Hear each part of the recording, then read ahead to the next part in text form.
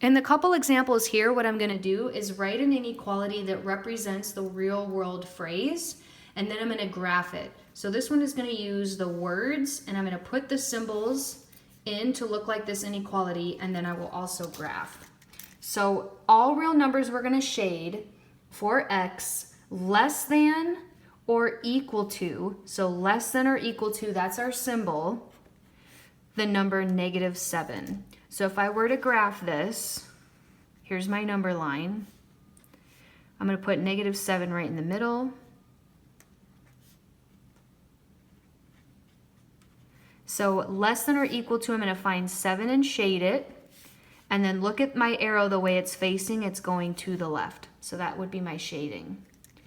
For 6 less than a number, 6 less than a number, this is greater than 13.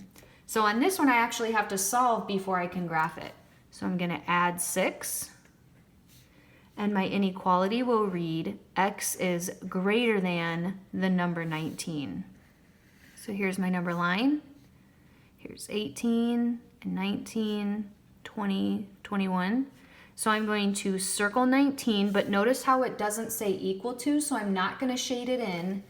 And I'm going to shade greater than, which would be to the right. So again, if you're noticing this symbol, and if your x is on the left side, it should work out that you're going to shade in this direction. Less than to the left, less than or equal than also to the left.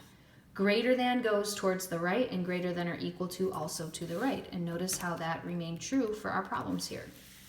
I have 2 more that we'll do. Now this time you're given the graph, and what they want you to do is write the inequality. Now my picture didn't print so well. This was supposed to print on the 4 here and here. And so what I want to do is show that this is really supposed to be like this. So sorry that didn't print very well. So if I have my x and I went to the right, I need to have my inequality pointing to the right. And that number that we were referring to was -4. Since this was open, I want to have not equal to. And look at this as similar.